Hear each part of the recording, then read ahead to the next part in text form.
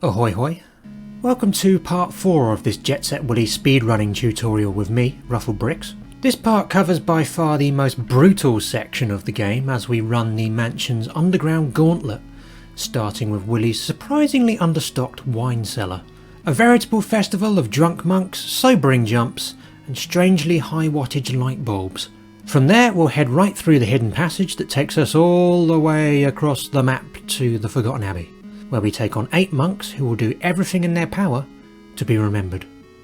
Then we'll cut under Willy's job's worth security guards, narrowly avoiding the entrance to Hades in the process, before navigating the infested tree route and the pixel perfect jump-a-thon of Under the Drive. We'll end this part with a little bit of fresh air as we surface at the drive and take a relaxing stroll along to the bridge, so called because it's a oh, well, never mind. But first, it's wine time.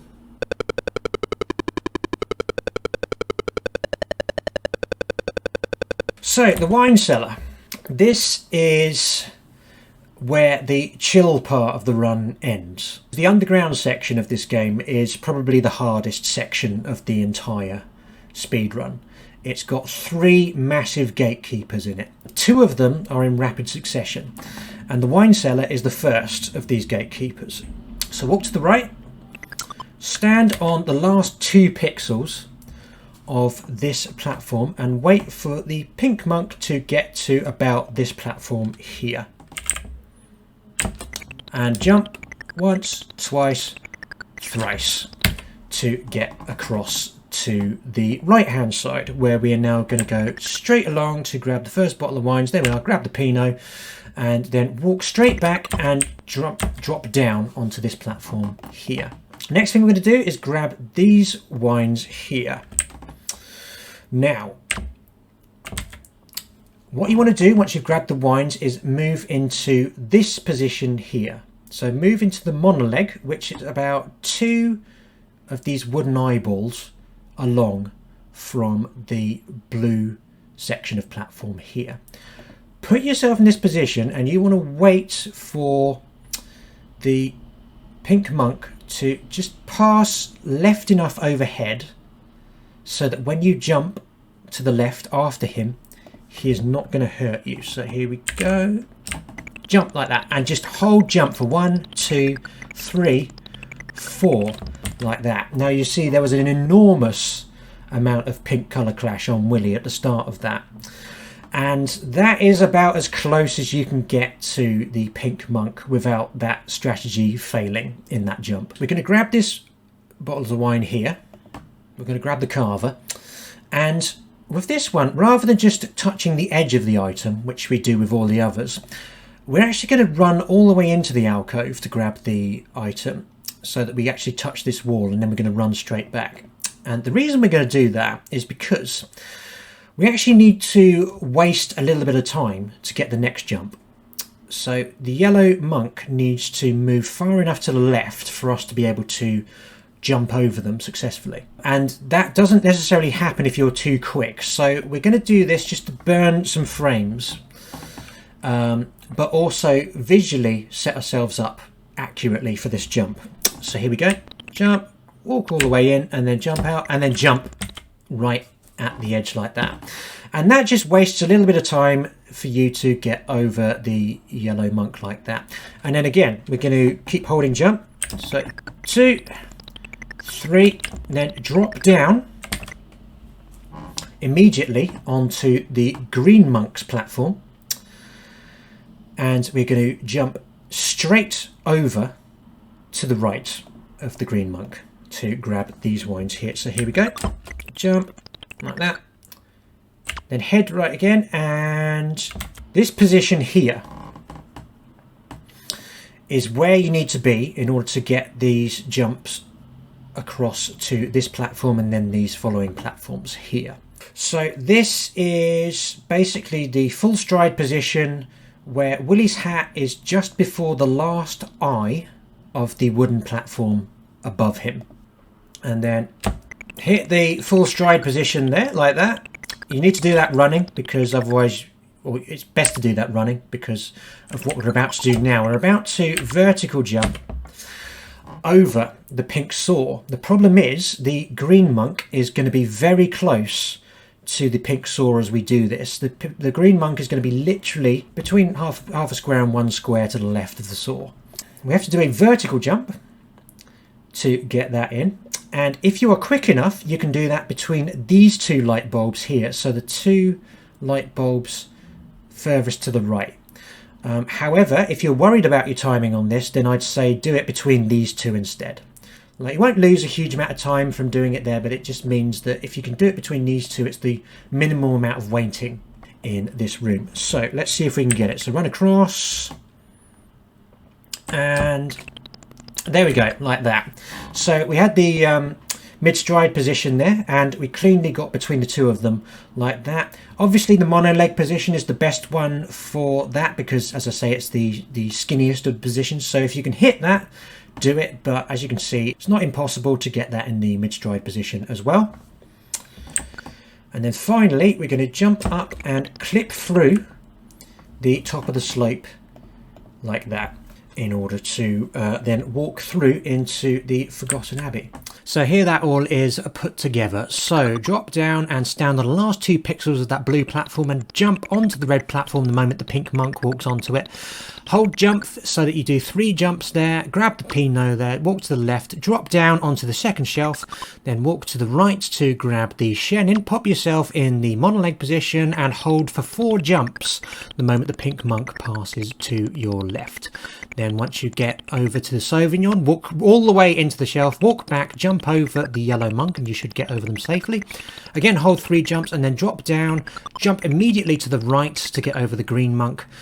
Grab the Chardonnay there, and then when you hit that full stride position, hold jump for 3 jumps to get again over the green monk, where you then grab the Merlot, drop down to get the final bottles of wine there's the Prosecco, and then walk to the right. And if you've done this quickly enough, you can get between the rightmost 2 light bulbs and vertical jump, preferably in the monoleg position like that, and then clip through the top of the slope there to get into the passage for the Forgotten Abbey. So, if you thought the Wine Cellar was difficult, this is way, way, way harder.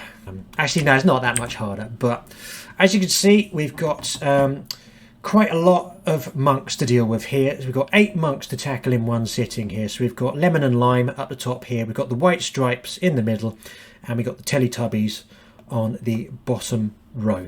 What we're going to need to do here is we are going to go up to the top first and grab this item, the holy hairdryer as I call it, because it looks like a cross between a holy symbol and a hairdryer. Once we have grabbed that, we are going to drop straight down and jump over all of the Teletubbies to get to the right to escape into the security guard.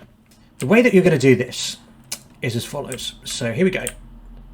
So jump straight up to this platform here and walk to about here. So the mid-stride position just to the left of this blank-faced lantern here. We are going to do a vertical jump over the red monk that, once again, like the saw and monk jump that we did in the previous room, the wine cellar, as you can see, you've got quite a narrow window for that, but it is pretty doable. So let's see us do it.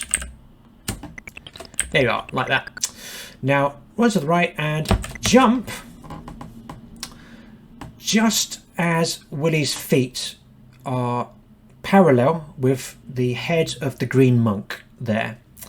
And I say this because I've messed up this jump over Meg White many times in the past here. And so in terms of visual cues, this is the best visual cue I've got for actually jumping over Meg White, is to basically just make sure his feet are parallel with the green monk. And that pretty consistently gets you over them without a problem. Now jump once, twice, and then let go of the direction button and jump a 3rd time, and you'll end up on the left hand side of the yellow monk. So there's no waiting here whatsoever. This is a mostly wait free room, and the reason you want to do this is because this is much easier getting between the lemon and lime monks than the other way of doing this, which is to try and jump over both of them when they come from the left-hand side of the level. This is actually a much easier strat, and it's also much quicker than having to wait for them to hit that position. So here we go, and you'll see we're quite close behind the lime monk here. Now this is good actually, because this positioning means that you are in a optimum position in the cycle to be able to get past the Teletubbies coming up shortly in one cycle. And you'll see why in a minute. So follow the lime monk all the way towards the end, and then jump over the lime monk and jump up to grab the holy hairdryer. Now drop down these platforms very quickly and jump over Lala pretty much the moment you get halfway down this bottom bit of slope here, like that. Now what we're going to do now is we're going to run all the way along here, following Tinky Winky as far to the right as we can. And we're going to stop round about the first T in Forgotten. And ideally we want to stop in a mono-leg position, because we are going to do another very narrow vertical jump between an enemy that is on the same level as us and an enemy on the higher level. And to get that, you want to be as thin as you can. Now, you can do this jump in any position. I've managed it in the full stride position numerous times before, but there is a much higher failure rate in a wider position for this, generally. So here we go. We want to get to the first T in Forgotten, preferably in the mono-leg position, and then vertically jump over Tinky Winky. So let's see if we manage it. So across. Oh, and we hit the full stride position, but as you can see, we managed it. So what you do is you jump vertically on that spot. You have to pause briefly for the for Tinky Winky to get into the optimum position. But then once you've vertically jumped over him, you then immediately right jump over Dipsy. And in doing that, you'll clear both of them in one go. Now, as I say, I hit the full stride position for that, which was the worst possible position I could do. But as you can see, it is still possible. You will find that Willy is now very close to Dipsy, going to the right here. But that doesn't matter. Do not panic about that. And then just jump straight over Poe at the end. And that is how you one cycle the Forgotten Abbey. So up we go. Here it is all together. Up we go onto the green platform. Vertical jump over Jack White. Right jump over Meg White, and then hold jump for 2, 3. Let go of the directional button and wait for about a pixel. Jump to the left to get over the lemon monk. Follow the lime monk closely until about here. Jump twice. Drop down after grabbing the holy hairdryer. Drop all the way down. Jump over Lala. And there you are. Mono leg position and right jump straight over Tinky Winky and Dipsy, then over Poe at the end, and boom! It is a really, really hard strat to do that one. So again, like the Nightmare Room one, you are going to want to practice that one as much as you feasibly can. I'm going to show you a backup strat, which you can basically do. Let's say you lose a life, then you are basically starting from the very beginning cycle of the room again. And actually, if you find the strat that I've shown you too difficult at the beginning, then you can rely on this as well, right? You don't have to lose a life. All you can do is just like go back into the wine cellar and reset the cycle, and you can do the strat I'm about to show you. So here's what you do from the start of the cycle in the Forgotten Abbey. So go in, stand on the slope here, and wait for Dipsy to walk above the F in Forgotten. When she does that, jump over. So here we go. So here now, follow the blue monk and then jump over Tinky Winky when you are level with the first T again in Forgotten, and then this should mean you can vertically jump over Dipsy. The only problem there though, as you can see, you're slightly closer to Poe than you would be in the original strat. So because of that, you are going to want to do that. You're going to want to pause a little bit, but let's just take you through that again. All together, into the room, stand near the bottom of the slope, Jump over Lala when she's above the F. And then jump over Tinky Winky when you hit the T. Vertical jump over Dipsy. And then just wait a little bit and jump over Poe towards the end. And that is how you do the Forgotten Abbey if you don't hit the original cycle. Like if you end up dying and the cycle is reset from the beginning, that is how you traverse the last section of the room. One thing to bear in mind just after you finish the Forgotten Abbey is do not overshoot this without jumping, otherwise you'll fall into the entrance to Hades and all your hard work will be undone with an instant game over. So straight from the Forgotten Abbey, run, jump straight as you get to the security guard, and you can run straight to the right here. You only have to pause at the green knight. Every single other one you can just run straight past like that. Jump up here and drop down through the drive and into under the drive. It's this section of under the drive that is hard. This is the third big gatekeeper in this underground section, and that's coming up very shortly. But this part under the drive is pretty easy, so just run straight to the bottom of the slope, and then you can jump over the first two plants and then wait for the bird to pass to your left, as you don't have time to jump past that one, and then jump over the third plant and into the tree root. There's quite a lot going on here, and the main thing that we're going to try and do is we're going to try and one cycle this section over here, because otherwise there's a fair bit of waiting that happens as you wait for the rabbit and the jelly to get into an optimum position. Jump over the first two potatoes here, and you can use this position here as a safe spot, because the blue skull there won't actually be able to touch you in that position. Now it's not necessary, you can still do this strat by just waiting on this side of this potato until the blue skull goes up for the second time, and then you can just jump over and continue. But I like to do this position here just because it just sets me up a little quicker to get to where I need to get next. So jump over and jump over the potato. Now if you actually jump from certain positions on the left of that potato there, and then you'll end up clipping into the slope, so you'll have to walk back and walk up like that just to get into the correct position. Dying on the jelly is optional though in that situation.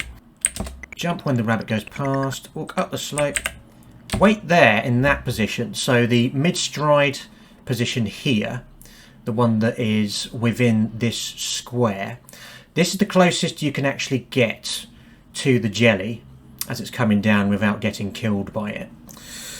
Now next thing we're going to do is we are going to go up to the top of this slope, and as far left as we possibly can we are going to jump up vertically and grab this item, and then we are going to left jump over the jelly.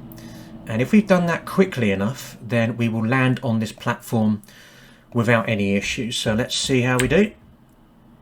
Jump, jump left, and boom. And then vertical jump over the rabbit like that. Now I'd advise that you pop yourself into a mono-leg position, as I did there.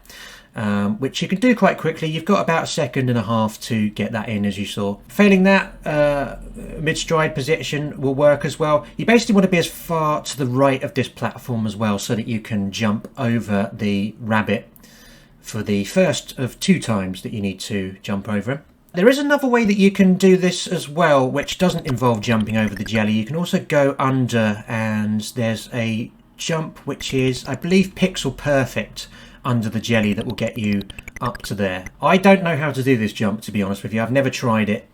Digital Duck is who you'd need to speak to about that one. Either way, it doesn't really, there's no real speed difference in either. It's just that Duck's version has fewer jumps in it, but I believe it's pixel perfect. I could be wrong on that, Duck. It's not pixel perfect, it just looks cooler. Oh, interesting.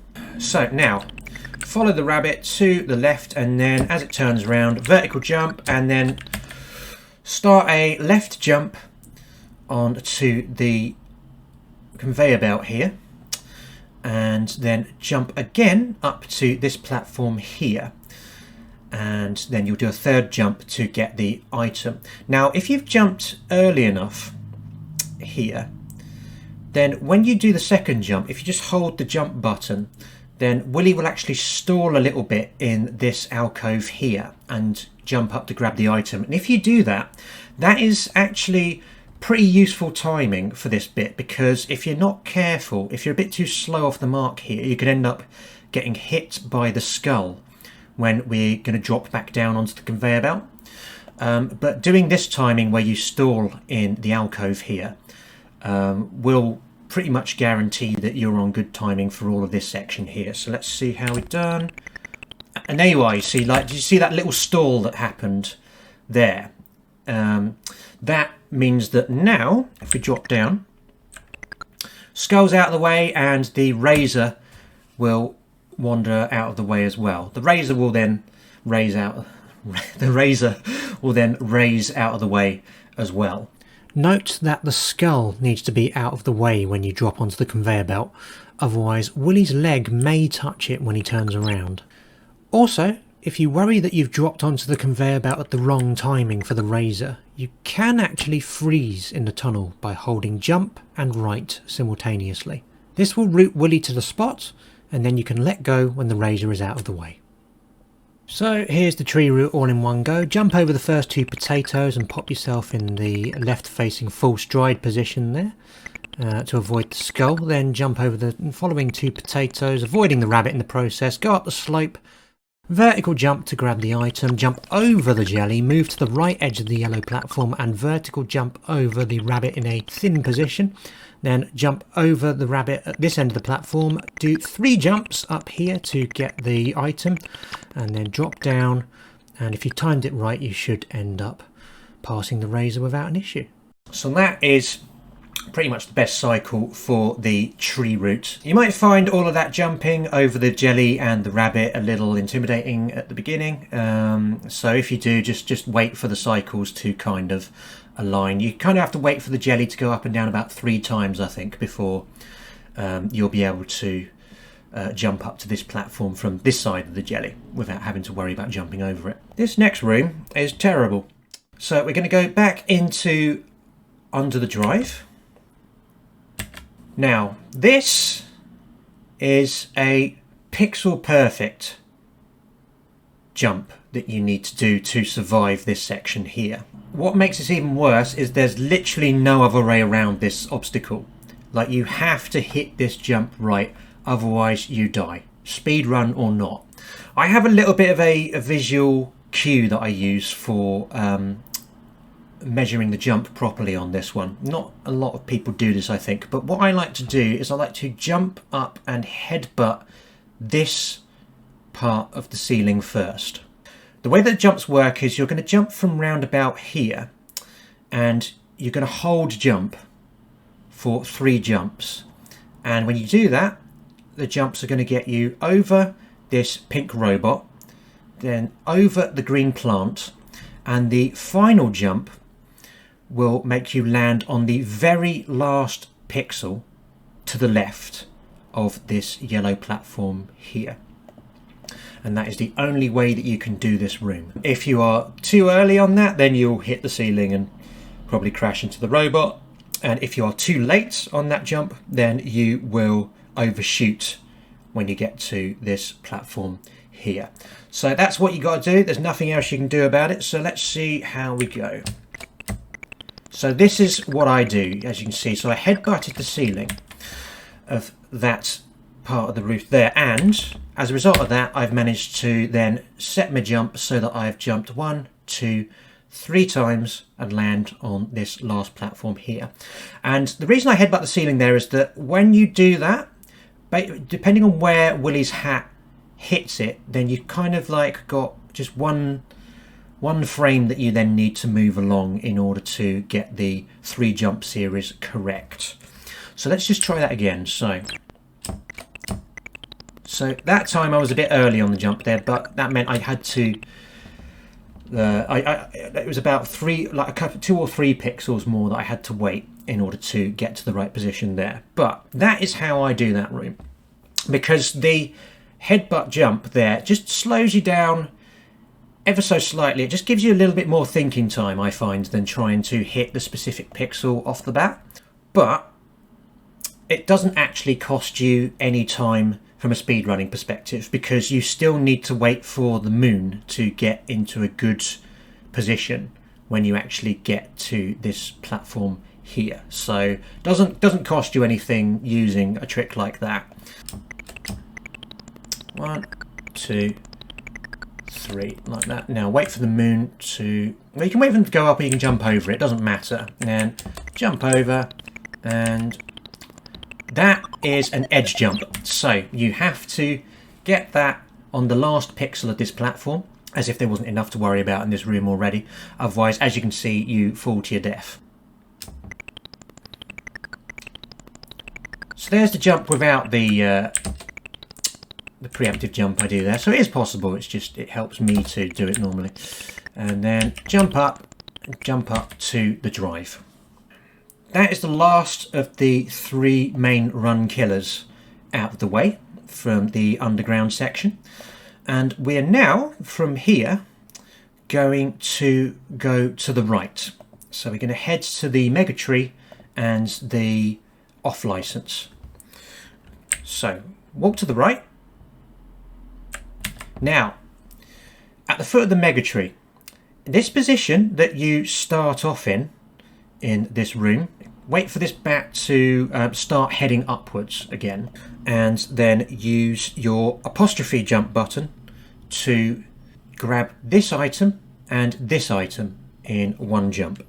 So here we go, like that, and then follow the saw and jump over the saw just as you pass this bit of the trunk here of the tree, because this jump will then get you onto the ground here, and you can wander to the right to get to the off license, because that's the part of this that we're going to do first. So here we go. We've got a nice relaxed bit now where you can do a split if you like. The only thing you have to worry about is that blue bunny here for under the MegaTree. The pink skull here doesn't come low enough to affect you at all, so don't worry about that during this section of the under the MegaTree. Walk to the right, and we head to the erroneously named bridge. Now with this one, you basically just need to just go for it. So go straight up to here, and once the UFO is out of the way, just jump across to the other side of the river. And you don't need to worry again about this being an edge jump. This is actually not an edge jump, this one. This has 2 pixels that you can jump from to get to the other side. So again, you don't need to worry about apostrophe jumps or anything like that. You can literally just go straight for it. But here we go. So run up, wait for the UFO to go up, and jump. And then jump again to get over the magenta bird and head into the off license. Well, we found some way over that troubled water. Thanks for watching. Feel free to drop a like or comment underneath the video, and please do check out my Twitch channel if you want to see my speedrunning face at full frown. In the next part, we'll be restocking Willy's booze supplies with a quick trip to the off license before testing his balance and grace as we climb the MegaTree. This video is finished.